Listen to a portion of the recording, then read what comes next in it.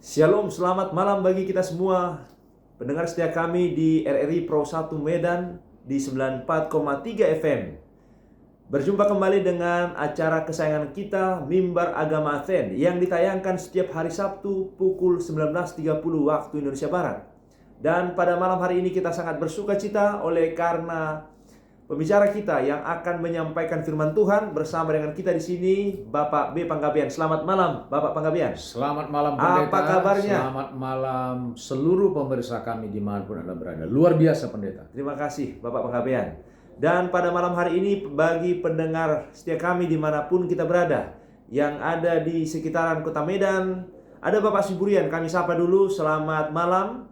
Dan saudara-saudara yang lain yang ada di Samosir, di Binjai, dan bahkan dimanapun siaran ini dapat kita dengarkan dengan baik. Selamat malam, kiranya Tuhan memberkati kita. Amen. Dan bila mana ada pertanyaan, ingin didoakan, kita bisa menghubungi nomor 0812 6086 6647. Amen. Kami akan merespon, kami akan memberikan doa melalui telepon ataupun WA. Kemudian juga akan memberikan jawaban dari pertanyaan-pertanyaan yang disampaikan melalui nomor itu. Amin. Dan sebelum kita mulai mendengarkan firman Tuhan, mari kita undang Roh Kudus Tuhan, kita berdoa. Bapa kami di sorga, terima kasih ya Tuhan atas berkat-Mu pada malam hari ini. Kami rindu mendengarkan suara Tuhan melalui firman-Mu yang hamba-Mu sampaikan. Bapak B. Panggabean akan menyampaikan firman Tuhan. Urapi dengan Roh Kudus-Mu sehingga kami yang mendengarkan, pendengar setia kami dimanapun yang mendengarkan, dapat dipenuhi dengan sukacita oleh karena benih firman yang disampaikan. Ampuni segala dosa kami, di dalam nama Tuhan Yesus kami berdoa. Amin. Silakan Bapak Panggabean. Terima kasih pendeta. Pendengar setia kami dimanapun Anda berada, khususnya bagi saudara-saudara kita yang merayakan Hari Raya Idul Fitri, kami juga menyampaikan selamat Hari Raya Idul Fitri, minal aidin wal faizin, mohon maaf lahir batin. Teristimewa kepada seluruh pendengar setia kami yang selalu setia mengikuti acara ini, kami sampaikan terima kasih. Nah, malam hari ini kita akan kembali merenungkan akan firman Tuhan yang akan membawa pikiran kita bagaimana caranya kita untuk bisa menanggalkan tabiat-tabiat lama yang tidak berkenan kepada Tuhan. Namun kita akan terlebih dahulu membaca firman Tuhan di dalam kitab Lukas. Lukas pasalnya yang ke-14 ayat yang ke-33. Boleh dibaca nih pendeta?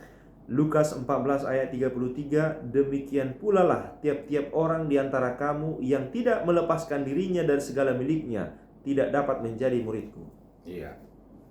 Demikianlah tiap-tiap orang di antara kamu yang tidak dapat melepaskan segala miliknya tidak dapat menjadi muridku, kata Yesus. Ya. Nah, apa arti konteks dari firman Tuhan kita pada malam hari ini? Mengenai firman Tuhan ini tidaklah hanya ditujukan kepada semata-mata harta. Melepaskan segala miliknya itu tidak semata-mata harta, rumah, mobil, mungkin tabungan deposito kita atau apapun yang di dunia ini. Nah, segala miliknya ini juga berlaku yang dimaksud dengan agar kita menjadi murid Kristus, yaitu kita harus meninggalkan tabiat-tabiat lama kita, karakter kita yang tidak sesuai dengan keinginan Tuhan. Jadi dari kata segala miliknya ini, artinya kita harus mengadakan hello, selamat tinggal akan tabiat-tabiat yang tidak berkenan kepada Kristus. Nah, untuk supaya jelas di dalam ayat ini, maka kita akan belajar dari pengalaman bangsa Israel, bagaimana Allah meminta kepada bangsa Israel untuk keluar dari Mesir, untuk pergi menuju satu tanah perjanjian Tetapi bangsa Israel karena tidak berkenannya Tuhan kepada mereka dengan satu alasan, karena mereka tidak mampu meninggalkan segala miliknya. Memang bangsa Israel pada waktu itu disuruh Tuhan melalui Musa untuk meninggalkan Mesir menuju tanah Kanaan. Mereka tidak boleh membawa banyak barang-barang miliknya karena mereka akan memasuki satu perjalanan yang panjang di padang gurun. Ya.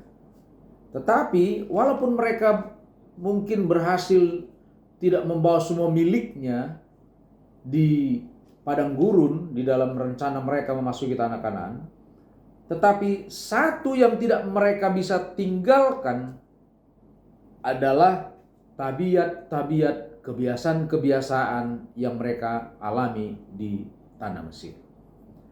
Jadi ketika mereka dalam proses mau memasuki tanah Kanaan, Allah juga mereka meminta agar mereka menanggalkan bukan hanya tabiat, bukan hanya harta benda mereka, bukan hanya milik mereka, tetapi mereka harus meninggalkan tabiat-tabiat yang lama, kebiasaan-kebiasaan ketika mereka berada di Mesir, dan itu harus ditinggalkan. Dia harus say goodbye supaya mereka bisa dipersiapkan untuk memasuki tanah Kanaan. Bangsa Israel mungkin walaupun mereka berhasil meninggalkan harta mereka, tapi dalam kenyataannya mereka belum bisa meninggalkan kesukaan-kesukaan mereka, kebiasaan-kebiasaan mereka, karakter-karakter yang tidak baik di hadapan Tuhan. Dan itulah yang mereka bawa-bawa selama mereka di dalam perjalanan menuju tanah Kanaan. Ya. Nah, bila mana kita baca di dalam Filipi pasal yang ketiga, kita akan dapati supaya kita bisa lebih jelas lagi bahwa bangsa Israel ini selalu bersungut-sungut, selalu menuntut supaya mereka lebih baik dikembalikan ke Mesir daripada kami harus berada di padang gurun. Ya, makanan hanya mana, air pun payah. Sebenarnya mereka ingin dikasih pelajaran oleh Musa, Tuhan melalui Musa, agar mereka memiliki karakter-karakter yang baru, dipersiapkan untuk memasuki tanah Kanaan dengan memiliki kebiasaan-kebiasaan yang baru. Mereka harus belajar untuk sabar, mereka harus belajar untuk melatih diri bergantung sepenuhnya kepada apa? Perlindungan Tuhan. Mereka harus percaya kepada arahannya kepada Musa melalui hambanya Musa. Dalam Filipi 3:7 apa dikatakan di sana? Tetapi apa yang dahulu merupakan keuntungan bagiku, sekarang kuanggap rugi karena Kristus. Salah satu contoh murid Kristus yang telah memasuki fase baru, yaitu Rasul Paulus. Dia berkata begini, tetapi apa yang dulu kuanggap keuntungan. Jadi Rasul Paulus ini adalah seorang yang ternama dulu. Dia adalah seorang anggota Sanhedrin. Kalau kita dikatakan ya DPR ya, DPR lokal atau bagaimana, ya. Dia juga cukup dikenal di sana. Tetapi apa yang dimiliki oleh Rasul Paulus itu, ya, pemahaman-pemahaman dia tentang dunia, pemahaman tentang firman Tuhan, jabatannya itu dia bilang, tetapi apa yang dulu keuntungan bagi dia, sekarang dia ketika mengenal Kristus menjadi rugi. Jadi ketika Paulus mengenal Kristus, dulunya dia merasa hebat, dulunya dia merasa di atas angin, bahkan dia merasa bahwa dia harus mengenai umat Tuhan itu ada satu keuntungan. Dia katakan itu kerugian. Karena dia mengenal siapa? Mengenal Kristus.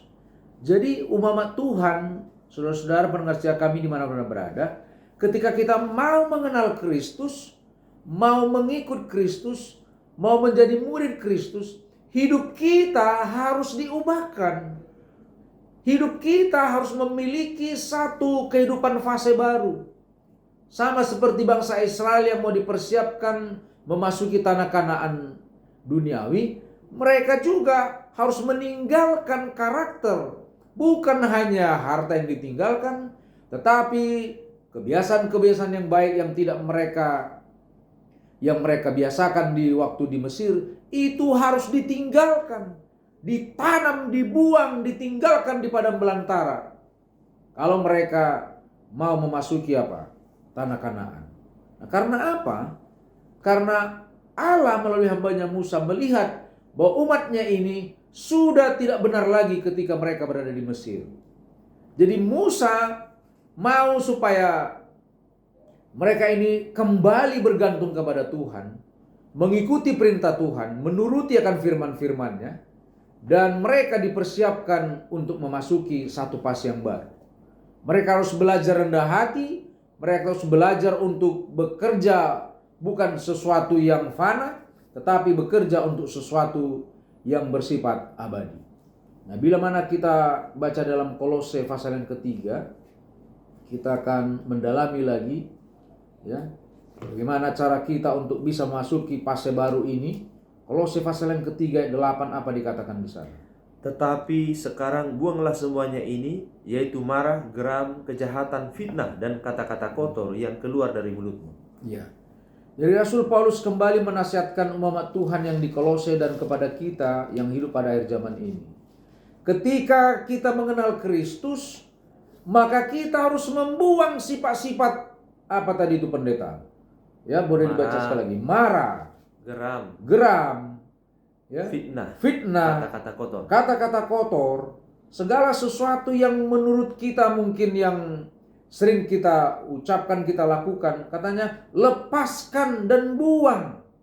Inilah tabiat-tabiat lama yang mungkin yang kita harus kikis perlahan demi perlahan. Tinggalkan, ya, tinggalkan. Katakan say goodbye, sama seperti di dalam ayat tadi, ya. Bagi siapa yang menjadi muridku, maka mereka harus dapat meninggalkan segala miliknya, melepaskan segala miliknya. Harta boleh saja, uang boleh saja, tetapi yang lebih utama bagi Tuhan adalah agar kita membuang karakter-karakter yang tidak baik dan kita memasuki fase baru, yaitu kehidupan yang baru. Di dalam Roma pasal ke-13 ayat 12 boleh dibaca pendeta. Ya, apalagi yang diinginkan yang hampir sama dengan ayat yang tadi. Selain buanglah, Roma pasal ke-13 ayat 12. Roma 13 ayat 12. Ya. Hari sudah jauh malam, telah hampir siang. Sebab itu marilah kita menanggalkan perbuatan-perbuatan kegelapan dan mengenakan perlengkapan senjata terang. Iya. Oleh karena kita sudah memasuki ujung-ujungnya akhir zaman. Bahkan di dalam Roma dikatakan hari sudah hampir malam. Untuk itulah kita harus menanggalkan segala sesuatu yang tidak baik.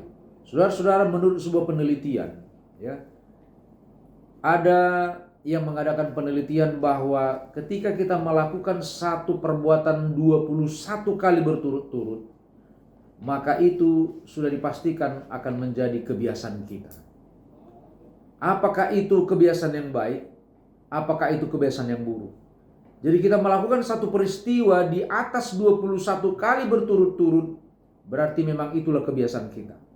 Kalau kita bangun pagi jam 5, 21 kali minimal berturut-turut, maka itulah kebiasaan kita, yaitu bangun jam 5 pagi. Sebaliknya kalau kita bangun jam 7, jam 8 atau jam 9, 21 kali berturut-turut, itu artinya tabiat kita jam 8 kita bangun pagi. Bila mana kita sedikit-sedikit merasa tersinggung, gampang marah, 21 kali minimum berturut-turut kita melakukannya, itu artinya kita memiliki karakter yang mudah marah. Saudara, sebutkan saja kebiasaan-kebiasaan yang kita lakukan minimal 21 kali berturut-turut, maka itu dipastikan menurut para ahli itulah memang kebiasaan kita. Tapi kalau mungkin 2-3 kali kemudian kita tidak melakukannya, ya, itu ada kelemahan-kelemahan daging yang biasa. Tetapi kalau sudah 21 kali, ini menurut para penelitian, ya, bukan saya yang menyampaikan, itu adalah menjadi kebiasaan kita. Jadi betapa pentingnya bagi umat Tuhan, bagi pendengar setia kami, membiasakan kebiasaan-kebiasaan yang baik. Jangan sampai kita melakukan kebiasaan yang buruk 21 kali berturut-turut. Karena saudara, 21 kali berturut sudah menjadi kebiasaan, sangat sulit untuk keluar dari kebiasaan ini. Nah, satu tulisan pena inspirasi, ada hamba Tuhan bernama Ellen G. White mengatakan bahwa satu-satunya harta dari dunia ini yang kita bawa dari dunia ke dalam kerajaan sorga adalah tabiat atau karakter kita. Nah, karakter inilah salah satu harta yang akan kita bawa dari dunia ini. Bukan mobil, bukan tanah, bukan rumah, bukan bunga deposito, bukan kebun kita yang luas, tetapi yang menentukan kita bawa ke dalam kerajaan sorga adalah karakter. Karakter adalah satu mutu jiwa, kualitas jiwa seseorang. Dan karakter ini bukan dibentuk dalam tempo 1-2 hari, tetapi dibentuk oleh dari perbuatan yang diulang-ulang, membentuk kebiasaan. Dari kebiasaan membentuk tabiat, dan dari tabiat menentukan akan nasib masa depan kita. Nah, untuklah pendengar setia kami dimanapun Anda berada, betapa pentingnya kita mempersiapkan karakter yang sesuai dengan karakter Kristus. Karena inilah yang akan melayakkan kita, apakah kita mewarisi kerajaan sorga atau tidak. Karunia Tuhan memang gratis. Sorga disediakan gratis. Tetapi kepada orang-orang yang memiliki karakter Kristus sajalah yang bisa diangkat mewarisi kerajaan sorga. Bila mana kita baca di dalam Wahyu 3:11, boleh dibaca pendeta? Apa yang diinginkan Yohanes untuk umat Tuhan. Wahyu 3:11. Aku datang segera, peganglah apa yang ada padamu, supaya tidak seorang pun mengambil mahkotamu. Iya. Saudaraku, ketika Kristus akan datang, kita harus sudah memiliki pegangan. Apa itu pegangan kita? Agar kita memiliki satu kebiasaan yang baik, agar kita menanggalkan perbuatan-perbuatan yang tidak baik, menanggalkan karakter-karakter yang tidak baik. Dan inilah yang kita pegang, inilah yang kita pertahankan sampai Kristus datang, sehingga kita didapati menjadi orang yang setia. Di dalam Kolose pasal yang pertama ayat 23, boleh dibaca pendeta? Kolose 1 ayat 23. Aku didesak dari dua pihak. Aku ingin pergi dan diam bersama-sama dengan Kristus. Itu memang jauh lebih baik. Boleh dibaca mungkin Kolose 7 nih pendeta. Kolose 7 ayat 23. Tulisannya tadi kurang pas.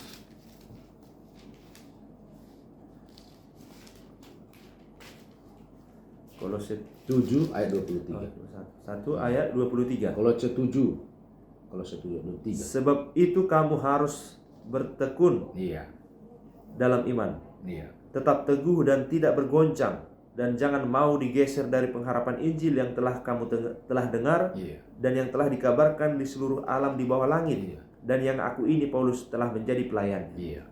Jadi nasihat Rasul Paulus kepada umat Tuhan di Kolose dan kepada kita malam hari ini, agar kita tetap bertekun dalam iman, mempertahankan karakter kita, bergantung kepada Kristus, agar kita memiliki satu persepsi bahwa bagaimana kita mau ingin memasuki Kanaan sorgawi, maka kita harus menanggalkan karakter-karakter yang tidak baik dan memasuki satu fase baru, yaitu kehidupan yang baru, yaitu tabiat Kristus. Sehingga Kristus ketika datang menjemput saudara dan saya, maka dia akan mengatakan, "Sabarlah hambaku yang setia, masuklah ke dalam rumah Bapakku." Marilah kita bersatu di dalam doa. Bapa kami yang di surga, terpujilah namamu Tuhan.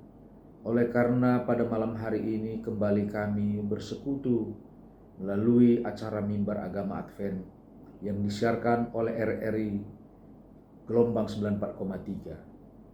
Khususnya pendengar setia kami malam hari ini Tuhan, bersama dengan mereka kami dikuatkan bahwa kami bila mana ingin memasuki tanah Kanaan sorgawi, sama seperti bangsa Israel akan memasuki tanah duniawi, mereka harus menanggalkan semua miliknya.